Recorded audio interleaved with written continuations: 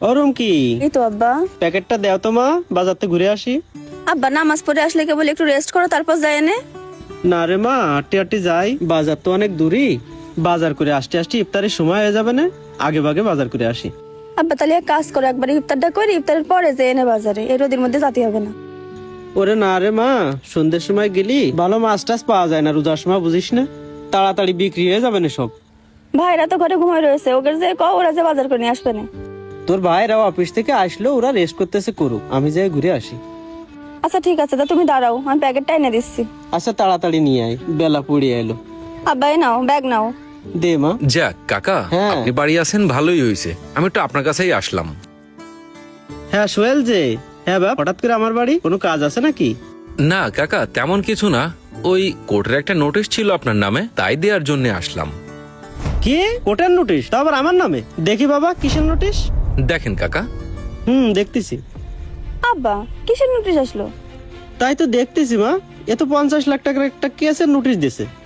সোহেল ভাই, আব্বার নামে 50 লাখ টাকা নোটিশ কে দিয়েছে? ও রুমকি, ওই কাকার চাকরি জীবনে একটা কোম্পানির সাথে কিছু আর্থিক লেনদেন ছিল। হ্যাঁ, সেই সময় ওটা মিটমাট করে রাইখে দিয়েছিল, সেই হিসাবেই ছিল, কিন্তু ওরা আবার 50 লাখ টাকা দাবি করে কাকার নামে কেস করে দিছে। 50 লাখ টাকা? তা সোহেল ভাই এখন আমাদের কি করা উচিত বলেন তো? রুমকি, কি আর করা, এখন আর কিছু করার নেই, টাকা দিয়ে মিটমাট করে নিতে হবে। এ তো মেলা টাকার বিষয় সোহেল ভাই। হ্যাঁ। আচ্ছা দাঁড়ান, আমি দুই ভাই ডেকে নিয়ে আসতেছি। ডাকো। অপু ভাই, আর কি মুকুল ভাই, একটু বাইরে আসো দিনি। কি হয়েছে মনি? কিরে রঙ্কি, কি হয়েছে? ভাই দেখো দিনি, সোহেল ভাই বলতেছে আব্বুর নামে নাকি 50 লাখ টাকার মামলা হয়েছে। কি আন্দাজে কি বকতেছিস? এই সোহেল ভাই, কি হয়েছে রে? হ্যাঁ অপু, কাকার নামে কোর্টে একটা মামলা হয়েছে, আমি সেই মামলার কাগজটা দিতে আসছি। কি কি করছিস? আব্বার নামে 50 লাখ টাকার মামলা হয়েছে মানে? হ্যাঁ মুকুল, কথা সত্যি। কাকার কর্মজীবনের সময় একটা কোম্পানির সাথে একটা ঝামেলা হয়েছিল, সেই জায়গা থেকেই কাকার নামে কেসটা হয়েছে। এখন এই 50 লাখ টাকা দেওয়ার ব্যবস্থা করতে হবে। এখন কিভাবে টাকা দিবি তোরা, সেটার ব্যবস্থা কর। এ কলি হইলো 50 লাখ টাকা? এখন আমি 50 লাখ টাকা কোন জায়গায় পাবো? মে ভাই কি করছে? আমার কাছে এখন টাকা দেওয়ার অবস্থা নেই।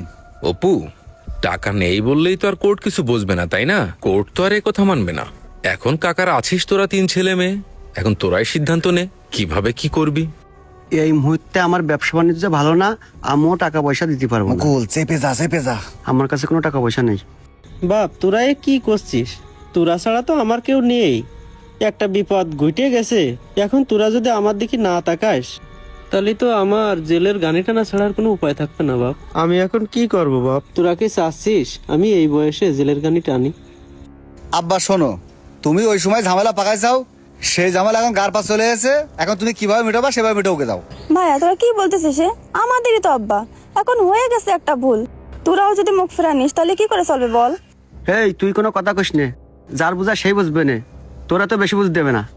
মুকুল, অপু, তোরা এ কি কথা বলছিস? তোদেরই তো আব্বা, জীবনে সে যা ইনকাম করছে তোদের পেছনে তো খরচ করছে, এখন যদি তার বিপদের সময় তোরা পাশে না থাকিস তাহলে কি করে হবে?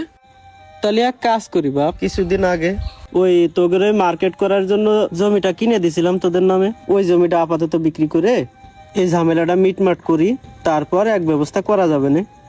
আব্বা তুমি মার্কেটের জমির দিকে তাকায়ও না, আমি আর মুকুল অনেক প্ল্যান করে রাখেছি, ওই জমির কাজও শুরু হয়ে গেছে, আগামী সপ্তাহ থেকে কাজ শুরু হবে, অলরেডি মালও চলে আসে, বুঝতে পারিস? আব্বা ওই জমিতে এমনি মাটি টাটি তুলে মেলা টাকা খরচ করে ফেলাইছি, আর ওই জমি এমনিতেই আমাদের নামে, ওই জমির দিকে কিন্তু তাকাবা না, বিষয়টা ভালো হবেন না। বুঝতে পারিছি বাবা সোহেল, তাহলে এক কাজ করো, তুমি কোর্টে কবে হাজিরা দিতে হবে আমার একটু জানাইও। সবই তো শেষ হয়ে গেল, ছেলেপেলের জন্য যা করলাম ওরা তো আমার দিকে তাকাইলো না, দেখলোও না, এখন বাকি জীবনটা জেলখানা বসেই কাটাই, তাছাড়া আর কি করব। আব্বা তুমি ভাইদের কাছে শুনলে, কই আমার কাছে তো শুনলে না, তুমি আমার কাছে না শুনে ডিসিশন নিয়ে নিচ্ছো। ওরে মা, সবাই যখন ওইদিকে যাচ্ছে তুই আর কি করবি, তুইও তো ওইদিকেই যাবি। না আব্বা, আমার নামেও তো কিছু জমি আছে, ওই জমিটা বেচে আবার ওই নানি বাড়িতে জমি পাইছে না, ওই জমিটা বেচে দিবানে, একটু গয়নাপাতি আছে সবকিছু বেচে দিবানে, দিয়ে ওই 40 লাখ টাকার মতো হবে না, আর 10 লাখ টাকা একটু লোন করে নিবানে। না রে মা, তোর তো সামনে সংসার করতে হবে, তোর তো একটা ভবিষ্যৎ আছে, তুই যদি আমার জন্য টাকাগুলো নষ্ট করে ফেলিস তাহলে তোর ভবিষ্যৎ দেখবে কে বল? আমার চিন্তা তোর করা লাগবে না মা, তোর ভাই রায় দেখলো না, তোর মাও তো বাইসে নেই, আমার আর কি, আমার বয়স তো শেষ, বাকি জীবন নাই জেলখানায় কাটাই। না আব্বা, আমার কাছে এই সমস্তের কোনো দাম নেই। আমার কাছে সব থেকে দামি হলো তুমি। তুমি যে কোনো মূল্যে আমার কাছে থাকলেই হচ্ছে। না মা, জানি শুনে তোর ভবিষ্যৎটা তুই এভাবে নষ্ট করিস না। আর আমি কয়দিন বাঁচবো কোয়া? খামাকা তোর ভবিষ্যৎ নষ্ট করিস না। সোহেল ভাই, টাকা কবে দেয়া লাগবে? আপনি আমার আর একটু সাহায্য করেন, মানে জমিটা একটু বিক্রি করে দেওয়ার ব্যবস্থা করেন। আচ্ছা ঠিক আছে রুমকি, আমি ব্যবস্থা করতেছি। কাকা, এই কাগজটা আমার কাছে দেন। নেও বাবা। দেন কাকা। তাহলে কাকা, বলো বাবা। তাহলে রুমকি যেহেতু আপনার দেনা পরিশোধ করতেছে, তাহলে নোটিশটা আমি রুমকির কাছেই দিয়ে দিই, না কি বলেন? হ্যাঁ বাবা, তুমি যেটা বলেছো এটাই রাইট, তুমি রুমকির কাছেই দিয়ে দাও। রুমকি, তাহলে এই নে নোটিশটা তোর কাছেই রাখ, আর সিগনেচারটা করে রাখিস, পরে এসে আমি নিয়ে যাবানে, ঠিক আছে? আচ্ছা ঠিক আছে সোহেল ভাই। সোহেল ভাই, এ তো কোনো কেসের নোটিশ না, এতে তো দেখা যাচ্ছে আপনার 5 কোটি টাকা আছে। হ্যাঁ, হে মুকুল, এই এত টাকা কোন থেকে এসলো রে? হ্যাঁ রুমকি, তুই যা দেখেছিস ঠিকই দেখেছিস। আসলে তোর আব্বুর নামে 50 লাখ টাকার মামলা হয়নি, বরং তোর আব্বা আরো 5 কোটি টাকা পাইছে।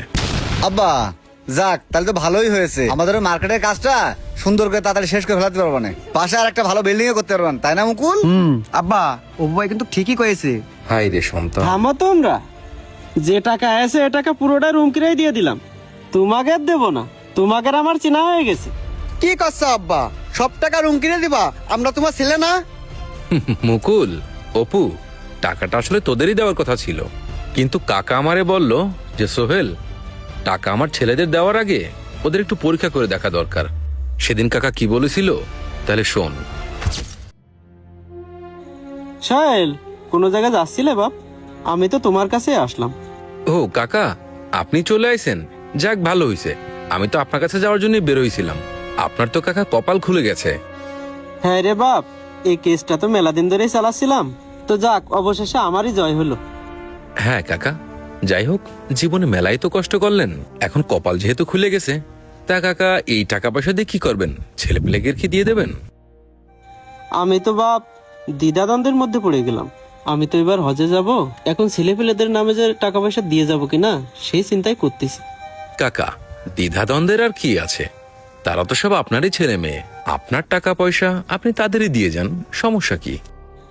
আমার ছেলেপেলে সেটা ঠিক আছে সোহেল, কিন্তু ওদের উপরে আমার বিশ্বাস হয় না, কারণ ওদের যে চলাফেরার ভাব, আর আমারও তো বয়স শেষ। এখন শেষ বয়সে যে ওরা আমারা কি করবে সেটাও দেখার বিষয়। সেটাও একটা কথা। তাহলে কাকা আপনি কি করতে চাচ্ছেন? বাপ, আমি ওদেরকে ছোট একটা পরীক্ষা করতে চাচ্ছি, এজন্যই তোমার হেল্প লাগবে, তুমি আমার একটু হেল্প করো। নিজের ছেলে মেয়েদের পরীক্ষা করবেন? আমার মনে হয় না যে পরীক্ষা করে সেরকম ভালো একটা কাজ হবে। আপনারই তো ছেলে মেয়ে, আপনারা তো তারা দেখবেই কাকা। দেখলে তো বেশ ভালোই কথা, সমস্যা নেই। তারপরেও আমি ওদেরকে একটু পরীক্ষা করতে চাচ্ছি। আমি যেভাবে বলতেছি তুমি ঠিক সেভাবে আমাকে একটু হেল্প করো। আপনি যখন চাচ্ছেন, আচ্ছা ঠিক আছে কাকা, আপনি আমারে বলেন আমি আপনারে কিভাবে হেল্প করতে পারি। আচ্ছা ঠিক আছে বাপ, তাহলে তুমি শোনো আমি তোমারে কি বলি। তুমি আসল পেপারটা নিয়ে যে মুকুল আর অপুকে বলবা আমি 50 লাখ টাকার কেস খাইছি। ঠিক আচ্ছা আছে বাপ? ঠিক আছে আচ্ছা কাকা। ঠিক আছে, তাহলে আমি এখন আসি। আচ্ছা কাকা, ঠিক আছে বাবা। ভালো থাকবেন কাকা। আচ্ছা, তুমিও ভালো থাকো। কি দুনিয়া আসলো, এখন নিজের ছেলে মেয়েদেরও পরীক্ষা করা লাগতেছে। সবই তো শুনলি তোরা। আসলে আমারও মনে হয় তোরাই এ টাকা পাওয়ার যোগ্য না।